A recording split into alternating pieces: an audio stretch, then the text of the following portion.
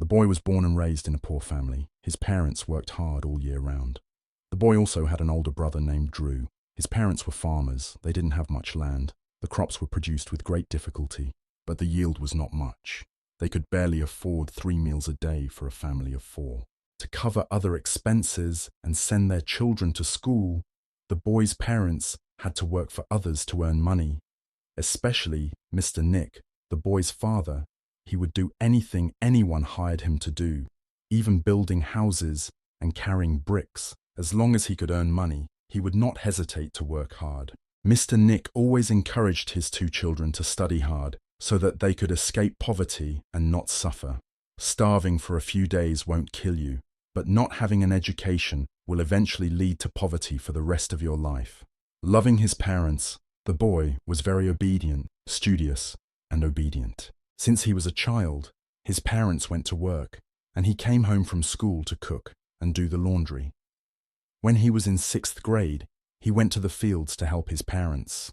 In his free time, he would go fishing and selling crabs at the market, or receiving goods from the factory to do handicrafts. Any money he earned would be brought back to his parents. Children growing up in poor families always have to mature earlier than other children of the same age, and so did the boy. In contrast to his younger sister, Drew, the boy's older brother, was a lazy man who spent all day playing around. He came from a poor family, but never even washed his own clothes. Drew only studied until 9th grade and then dropped out to work as a construction worker. He spent all his money on gambling. Not only did he not help his family at all, but when he ran out of money, he also went home and took money from his mother, Mrs. Cam. Mr. Nick was very disappointed when he saw his son degenerate and not interested in working. At home, father and son would quarrel almost every time they met. Mr. Nick always used a whip to discipline Drew, but was stopped by Mrs. Cam. Living in the same house as his biological son, Mrs. Cam always gave more of her love to Drew. Ever since he became conscious, the young man could feel that, and whenever there was anything delicious, Mrs. Cam would secretly give it all to Drew to eat. Every Tet holiday, Mrs. Cam would take Drew to the market to buy a new set of clothes, but the young man would not. It took 2 or 3 years for the young man to buy a new set of clothes, and Mr. Nick had to scold his wife before his daughter could have new clothes to wear. Mr. Nick and Mrs. Cam have argued about this issue many times, treating their 2 children unfairly. Every time Mrs. Cam says, "Oh, old man, why do you worry so much about Maya? Girls are other people's children. When Maya grows up, she will get married off. Drew will take care of the family's incense. No one has come here yet. I love her more, so what's wrong with that?" Mr. Nick, of course, does not agree with his wife. He retorts to her, "You can't say that. Every child is a child. Maya is obedient, studies well, and is good at everything. The future of this poor family may depend on her. Go and look at your precious son. He is a troublemaker and a bum. He is already like this at such a young age. What good can he do for life? I'm telling you, Maya, if you are old and weak and fall, Drew will not take care of you. When the time comes, Maya will have to take care of everything by herself." The couple went back and forth, and there were only so many sentences. When he was young and didn't know anything, he felt sad and hurt when he saw his mother loving his brother more than him. But gradually, he got used to it. It was obvious that his mother loved his brother, and he kept all his resentment to himself, never making a fuss or arguing. The idea was ingrained in his blood, so it was useless to say anything. Drew dropped out of school, but he studied very well, studying all by himself. One day after graduating from grade 12, he unexpectedly passed the entrance exam to a university in the city. In the whole village, there were only 2 people who passed the university entrance exam. One was the son of the richest family in the village. The other was him. When he heard that his daughter had passed the university entrance exam, Mr. Nick was very proud. He spent all day working to show off his daughter's talent to the villagers, happier than winning the lottery. Meanwhile, Mrs. Cam was extremely indifferent and superficial, not even opening her mouth to praise her daughter. Even Drew, when he heard that his sister had passed the university entrance exam, curled his lips in disdain, and when he saw the young man, he mocked him. How terrible! A poor family suddenly passed the university entrance exam. Why don't you go to work? Maybe you'll be rich, you're educated, but you're quite a joke. Hearing the vulgar words coming from his brother's mouth, the young man did not feel angry or protest, because that kind of uneducated hooligan was just that. That afternoon, Mr. Nick happily went to the market to buy a kilo of pork and 2 big fish to cook dinner to celebrate his daughter's university entrance exam. Normally, the meals in the house were very simple. Every day, there was only a plate of boiled mixed vegetables and a plate of salted braised fish. But now, looking at the full plate of meat and fish, it was enough to understand how proud Mr. Nick was of his daughter. This would probably be the happiest day in his miserable life. After dinner, Mr. Nick called everyone in the house and announced, "Maya passed the university entrance exam. This family is blessed with a daughter who has been poor farmers for generations. Finally, the hardship has paid off. I have decided to sell part of the rice field to send Maya to the city to study." As soon as Mr. Nick mentioned selling the field, Mrs. Cam jumped up. What nonsense is he talking about? Is she crazy? After selling the field, what will this family have to eat? They don't even have enough money to send her to college. They have to feed her for 4 years, not 4 days. So they can't rely on her. Wait until she gets married. She might bring all the money back to support her husband's family. Oh well, she doesn't have to study at university. Why should a girl study so much? Just graduate from grade 12 and then go back to work in the fields, and that's it. Drew was just waiting for that. He added fuel to the fire. Mum is right. What education is there for her? She might go to the city and get pregnant out of wedlock. Then she'll die. As for Maya, she didn't say a word from beginning to end, because she had already predicted that this day would come. That's why, when she heard that she had passed the university entrance exam, Maya didn't know whether to be happy or sad. Of course, Maya longed to go to school, but she was aware of her family's circumstances, so she didn't dare ask for anything more. Meanwhile, the argument between Mr. Nick, Mrs. Cam and Drew reached a dead end. In the end, no matter what Mrs. Cam and her daughter said, Mr. Nick ignored it all, because Mrs. Cam and Drew were shallow-minded and could only see the immediate loss, while Mr. Nick had a long-term vision for future generations. He was determined to send his daughter to college, not so that Maya would have to work hard to support the whole family, but because he wanted to leave a blessing for his descendants, so that they would not have to live a life of hardship like him. No matter what, Mr. Nick is still the head of the family. His words are determined, and no one can stop him.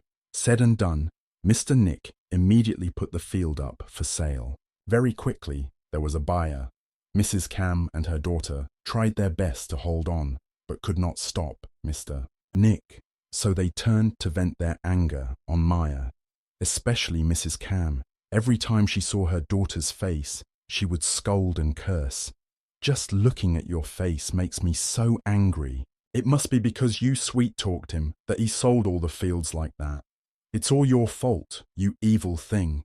If I had known, I would have drowned your mother."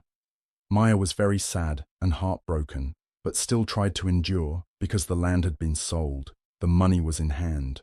Going to the city to study at university was only a matter of time.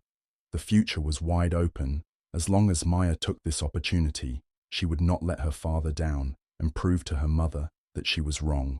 However, 2 weeks before the start of school, an unfortunate incident occurred. Mr. Nick followed a group of workers to build a house for someone and unfortunately fell off the scaffolding. The accident left Mr. Nick paralyzed from the waist down and unable to move. The money he had saved from selling the land had to be used to pay for Mr. Nick's medical treatment.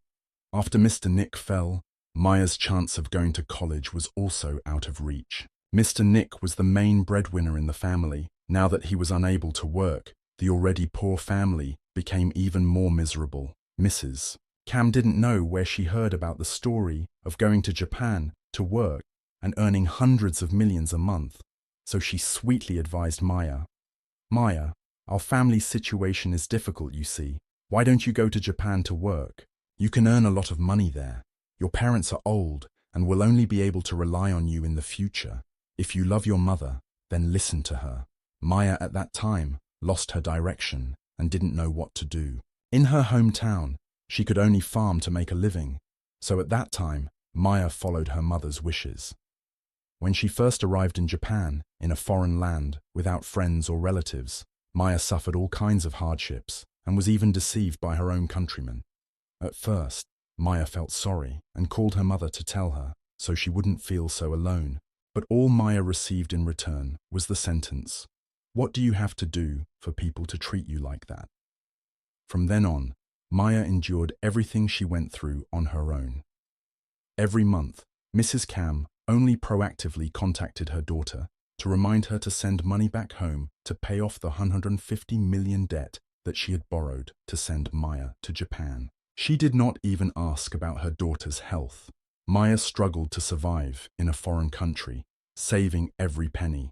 About a year later, she was able to pay off all 150 million. She thought her burden had been lightened, but no. Drew in her hometown gathered to gamble and lost 500 million VND on football betting. Gangsters came to her house to collect the debt, threatened Mrs. Cam, beat her, and threatened to kill her. Drew was afraid that her beloved son would lose his life, so Mrs. Cam called her daughter and cried bitterly, begging her. Of course, Maya did not help because only Maya knew how hard it was to earn money, and whoever did it had to bear it. There was no way in the world that a brother would be in debt and a sister would have to pay for him. But who would have thought that Mrs. Cam would turn around and threaten to commit suicide with Mr. Nick? Maya felt sorry for her parents, so she had to grit her teeth and nod to shorten the time to pay off the debt. Maya worked hard to do 2 or 3 jobs at once. When she woke up at 6 a.m., Maya would bury her head in work until 9 to 10 p.m. every day. All the money she earned was sent back to her hometown to pay off Drew's debt. But it wasn't just 500 million VND, there was also the exorbitant monthly interest. It took 2 years to pay off Drew's debt. So, in the first 3 years in Japan, all the money she earned was sent back home to pay off her debt. That's why Maya didn't have money to go home for Tet for 3 consecutive years. It wasn't until the 4th year that Maya had enough money to go home for Tet. Seeing Maya return, Mr. Nick was the happiest person. He loved his disadvantaged daughter very much. At that time, land prices were rising, so Mr. Nick promised to give Maya a plot of land of 130 square meters. As for the old house she was living in, although it was dilapidated, the land area was nearly 200 square meters. He left it to Drew for future incense offerings. Mrs. Cam at that time accepted her husband's wishes, and Drew didn't interfere. That was the first time in Maya's life that she felt family affection. After returning to Japan, Maya continued to work hard to earn money, with the hope that after returning home, she would build a house on the land her father gave her. At this time, Maya met and fell in love with Tony. Luckily, Tony was from the same hometown as Maya, and their houses were only a dozen kilometers apart. Tony was 5 years older than Maya and was a kind and responsible man. After getting to know each other, Tony and Maya decided to open a shop selling genuine Japanese cosmetics to Vietnamese people. God was kind to them, so they both did very well. After 3 years together, Tony proposed to Maya, and the two decided to return home to get married and then live in Vietnam. Everything went smoothly as planned. After getting married, the couple thought about building their own house. At that time, Tony and Maya had saved up some money and planned to build a house on the 130 square meter plot of land that Maya's parents had promised to Maya before. This land was under the names of Mr. Nick and Mrs. Claire, so both of them had to sign at the same time to transfer the land. However, during this period, Mr. Nick's illness became worse. Before hearing her daughter mention the land transfer to build a house, Mrs. Claire said, "Yes, The land your parents promised you is yours, but now your father's health is too poor. I'm afraid I can't take him far away. Not to mention the land papers are time-consuming and complicated, going back and forth all the time. How can he stand it? Well, now you two should build a house first. Wait until your father's health improves a bit, then I'll take him to do the paperwork later. Claire said it made sense, so Maya and her husband spent nearly $1 billion to build a new, spacious house with expensive furniture and 3 bedrooms on 1 floor. During the construction phase of the new house, all the neighbors were amazed. This was also the period when the family's relationship was the most harmonious ever. Maya thought her life had changed, but unexpectedly, a storm arose. The new house had only been built for a month when Mr. Nick had a stroke and passed away. The whole family was in pain, especially Mrs. Claire. After her husband's funeral, she fell ill. Maya felt sorry for her mother, so she took Mrs. Claire into her home to take care of her. Drew took the opportunity to join her to help take care of her mother. Maya did not suspect anything. A year later, the pain of losing a loved one had long subsided, but Claire and Drew were still living together in Tony and Maya's house. Claire didn't say anything because she was the elder, and Drew was a man, but for some reason, he was always hanging around and not working. Not only did he have nothing to do, but also acted like the owner of the house. Tony felt that something was wrong, so he discussed with his wife to choose his words carefully so that Drew could return to the old house to live so that his mother-in-law could stay and take care of him. But when the couple expressed their wishes, Drew was stubborn and refused to move out, saying that the old house was dilapidated and uninhabitable. Claire also covered for him, saying, "The house is so big. How can the 2 of you live there? Let your son stay there temporarily. Anyway, he doesn't have a wife or children." Although Maya and her husband were upset, they didn't want to make a big deal out of it, so they tried to ignore it. 2 or 3 months later, Drew suddenly brought his girlfriend home to ask for a wedding because she was pregnant. Maya and her husband were secretly happy because after the wedding, Drew no longer had a reason to stay with them. During this period, Maya also found out that she was pregnant. After Drew got married, Tony and Maya once again asked Drew and his wife to move back to their old house, but Drew was stubborn and refused to go. Claire kept defending him. In the end, they argued and didn't look at each other. At this moment, Mrs. Claire turned her face and said to Tony and Maya, "You two are selfish enough. If that's the case, don't even think about me giving you this land. If you want to take the land, you have to meet 3 conditions. 1 is to let Drew and his wife live together. 2 is to support me until I die, and at the same time, give Drew $5 million every month. And 3 is not to sell the land." After hearing Claire's request, Maya and her husband were shocked. Life is truly unfair. Anything can happen. Maya covered her face with all the resentment she had accumulated since childhood and burst into tears. As Maya's husband, Tony understood how miserable Maya was, so he hugged his wife and left the house he had built. The house was abandoned, and their family relationship was also thrown away. The couple moved all their belongings and moved out to rent a house. Drew was extremely happy when he saw that, suddenly having a nice house to live in. Things went on like that. Tony and Maya had good luck in business, so their cosmetics business grew more and more prosperous, blooming several times when they were in Japan. A few years later, the 2 of them bought land and rebuilt a new house that was even more spacious and beautiful than the old one. At the same time, Maya was pregnant with her 2nd child. The first was a boy, and the second was a girl. Family life was very happy, until one day, Mrs. Claire and Drew shamelessly came to the house. The thing is, Drew had bet on football and owed someone nearly $2 billion.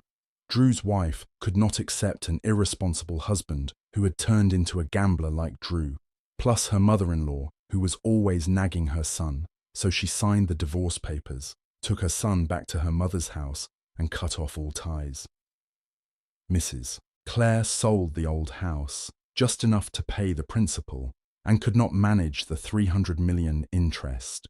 Knowing that her daughter had been doing well in business for the past few years, she begged the poor and the needy to borrow money from her daughter to pay off her son's debt. The love between Maya and her children had cooled down. Only Tony stood up and said no to lend them money, and then chased Claire and her children out of the house. Claire was so angry that she went home and badmouthed her ungrateful daughter everywhere. But everyone in the village knew that Claire had treated her daughter badly, so no one cared. Being chased away like that was still light. It served her and her children right. After that day, Claire and her children still came to bother them a few more times, but were chased away by Tony. Perhaps because of the humiliation, they never showed up again. Until the 7th month of pregnancy, Maya suddenly got a strange disease. One morning when she woke up, Maya found that her eyes were bulging more than usual, as if she had been crying. At first, Maya didn't pay much attention, but after only a week, Maya's eyes were swollen like 2 rice bowls. The edges of her eyes were bruised and painful. Maya could only open her eyes slightly to look. Tony took his wife to the doctor, and the doctor said she had an inflammation of the lacrimal gland. But Maya was pregnant and couldn't take medicine, so she had to endure it. Tony regularly cleaned his wife's eyes with saline solution, as prescribed by the doctor, but it didn't work. Every day or two, it would get better, and then they would swell up again. One illness had not yet ended when another one came. A short time later, Maya got chickenpox. Chickenpox is very dangerous for pregnant women. There is a risk of miscarriage. The couple was very worried. Maya had to be hospitalized for treatment so that the doctor could monitor her. At first, Maya only had a few small blisters, but gradually they spread all over her body. Wherever the blisters burst, Maya's skin became ulcerated. Maya could not heal on her own. Pus and blood flowed all over the hospital bed sheets. The nurses had to change the sheets 2 or 3 times a day. Even the doctor said he had never seen anyone with chickenpox as bad as Maya. The chickenpox rash on her scalp caused Maya's hair to fall out by 1/3. Tony had to shave off his wife's rash to facilitate treatment. Not sure if it was the chickenpox affecting the baby in her womb, but after midnight, Maya would have stomach pains, not like the baby was kicking her, but like someone was kicking her in the stomach. In the morning, Maya's lower body was bleeding. A month after being hospitalized, Maya had a miscarriage. The baby was stillborn. Because the fetus was too big, 8 months, a cesarean section was required to remove it. When the baby was returned to the family, Tony was so shocked that he burst into tears. The baby was black and blue, with both eyes open, not closed like a normal baby, and blood was flowing out of its ears and mouth. Afraid that his wife could not bear the shock, Tony hid it from Maya and brought the baby home for a proper burial. Being tortured by illness and the pain of losing her child made Maya completely collapse. She stopped eating and drinking and had no desire for anything. Every night Maya cried for her child. She was 8 months pregnant, but in the end, mother and child were separated. At the same time, her business was also not going well during this period. She encountered all kinds of unexpected problems, and her competitors stole her customers. As for Claire, she was nowhere to be seen, and she did not even bother to contact and ask about her daughter, even worse than a complete stranger.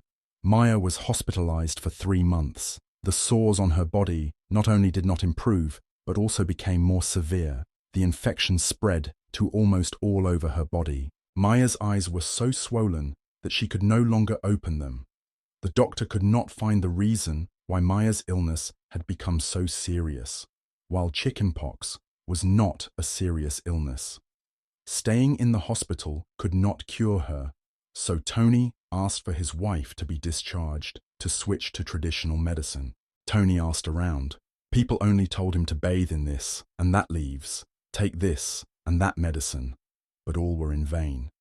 As time went on, Maya's legs became increasingly shriveled, leaving only skin and bones, and Maya could no longer walk on her own. Tony had to carry her wherever she went. At that time, Tony did not think about spirituality at all, because he had never had any relatives in Tony's family come to visit his daughter-in-law. They thought Maya's condition was strange. It was just chickenpox. Why did she end up like this? Tony's mother advised her son to take her daughter-in-law to see a shaman to see if she had violated the underworld and was being scolded by a hidden person. At that time, Tony just listened to it and did not take it to heart, as if someone had made his mind go blank and his thoughts were not clear. As time passed, Maya's health deteriorated to the point where she realized she was about to die. All 4 limbs were numb, and the illness tortured her to the point that life was worse than death. Maya was already small, weighing only 50 kilos. After the illness, she was left with only skin and bones and weighed more than 30 kilos. Her eyes were so swollen that her face was deformed. Even though she was in such a bad condition, the doctor only diagnosed her with a normal inflammation, which was due to Maya's poor constitution, causing her to swell more than usual. Maya's skin was patchy, peeling off in some places, and scaly in others. In general, anyone who hadn't seen her for a long time would not be able to recognize her as Maya. Until one day, Tony had just gone to the market to buy meat to cook porridge for his wife. Suddenly, a strange woman, who looked to be in her 50s, came from somewhere and patted Tony on the shoulder and said, "Someone in your family had an accident, got a strange disease, and was sick all the time, and your business was ruined, right?" Hearing this woman's question, Tony was startled and thought to himself, "Who is this strange woman? How does she know about our family?" Feeling strange, Tony asked, "Yes, that's right. But how did you know about my family? It seems like you and I don't know each other." The woman just smiled and said, "Yes, that's right. I just happened to pass by you, and the old man who was paralyzed in both legs called me here to meet you. While I'm here, I'll tell you that your family is hated by people. They want to curse you, and I saw ghosts following you." After hearing what this woman said, it was as if Tony woke up, suddenly remembering about going to see a fortune teller he should have gone a long time ago. Tony hurriedly asked, "Miss, are you a fortune teller? Please help me. My wife at home is very sick." The woman smiled and nodded. She told Tony to take her home to see how things were. At that time, Tony ignored the scam. Who knows, maybe he will meet a noble person. On the way home, Tony and this woman talked back and forth. She introduced herself as Lana. Her family sold agarwood near the market. When she arrived at Tony's house and saw Maya, Mrs. Lana was shocked and shouted, "Oh my God, it's so serious. This is going to kill you. How many months has my wife had this disease?" Tony quickly replied, "Yes, it's been almost 4 months. Is there any way to save my wife? I will be grateful to you for the rest of my life." Mrs. Lana said that Maya's condition was too serious for her to bear, but her husband could save her. The next day, Mrs. Lana took her husband to Tony's house. That day, Tony's parents were also there. Mrs. Lana's husband's name was Hai. Later, Tony learned that Mr. Mason was a very famous exorcist. He would help those who were destined to come to him. Those who were not destined to come to him would refuse. I heard that he even had a superior following him to protect his life. Mr. Mason only glanced at Maya and then went into every room in the house, opening every window. Then he said he would save Maya, but the curse was still inside. Now he had to find it to remove it completely, unlike other shamans. Mr. Mason did not set up any altar, but only brought along a black dove and a white dog with a pink nose. He took out 2 talismans from his person, tied one to the dove's leg and let it fly into the sky, tied the other to the dog's collar and shouted, "Go find it for me." As soon as he heard the command, the white dog started to go around the house, sniffing around as if it was searching for something, while the black pigeon released it into the sky. But it did not fly away, it just circled around the roof. About an hour later, the pigeon landed on the ground. It picked up a small black plastic ball the size of a ping-pong ball. At this time, everyone looked and saw it perch on the roof for a while before picking up the plastic ball, so it must have found it there. The dog also found a black plastic ball under the bed in Maya and Tony's bedroom. Mr. Mason did not let anyone touch it. He took it out himself. The plastic ball that the pigeon found had a bunch of hair rolled up into the shape of a puppet, very small in size, only the size of 2 finger joints, and a rusty razor blade was tied to the body of the puppet. When the dog found the plastic ball, there was a bloody amulet inside. Mr. Mason said this blood was the dirty blood of menstruating women. The ghost not only wanted Maya to die, but also wanted the family to go bankrupt, so he sent his soldiers to destroy Tony's business. Seeing Mr. Mason remove the spell, Tony's whole family got goosebumps, because these spells had been in the house for months, and no one knew. Once the spell was found, everything would be easy to solve. Mr. Mason told them that there was no need to give Maya any medicine. They just had to run to the sea to scoop up seawater to bathe Maya when the rooster crowed. Then the wound on her body would slowly heal. This time it would definitely be cured. In addition, if the family wanted to know who cast the spell, he would have a way to make that person come and beg for forgiveness. Whenever the family felt sorry and wanted to forgive the evil person, they could come to him and he would help. Mr. Mason also added that the person who harmed Maya was someone very close to the family.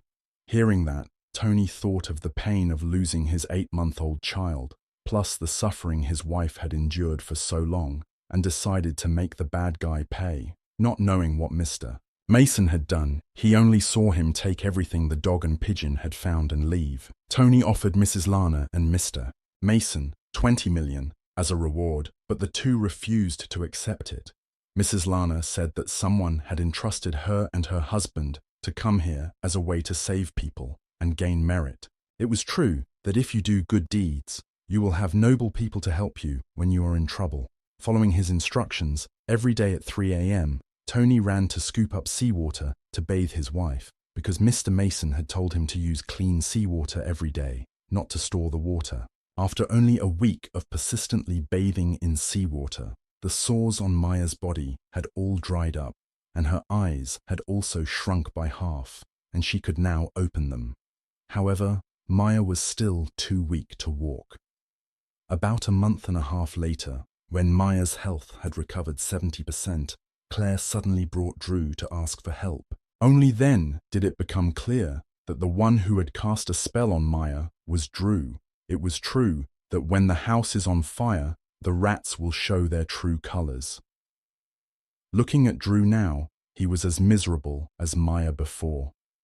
Whatever Maya suffered, Drew suffered the same, even worse. Claire had to ask someone to put Drew on a stretcher and carry him to Maya's house. Claire cried and begged and admitted that Drew had harmed Maya.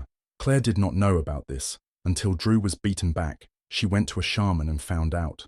The shaman on the other side said that only the victim could be saved. Otherwise, they would just wait to die. The reason Drew cast a spell on his sister and her husband was because he was jealous that his sister had a good life and resented the fact that Tony did not lend him money and kicked him and his mother out into the street, making him embarrassed in front of the neighbors.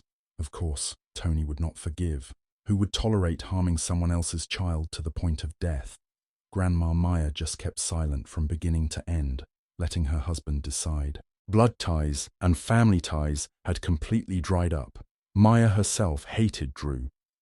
But then Mrs. Clare knelt down and said to Maya, "Maya, I'm kneeling down and begging you. After all, he is your brother. Your father is gone. In the family, he is the only man left. Our family's incense depends on him. If you don't love me, then love your father and spare Drew's life. From now on, I will never let him bother you again." Seeing her mother kneeling on the ground and mentioning her father made Maya unable to control herself. After all, no matter what she did, she was still her mother. In the end, Maya advised Tony to forgive Drew. Tony listened to his wife and agreed to forgive her. When Tony went to see Mr. Mason, he just smiled, as if he had guessed that Tony would come. After escaping the disaster, there was another thing that surprised Tony, which was that it was not by chance that he met Mrs. Lana that day.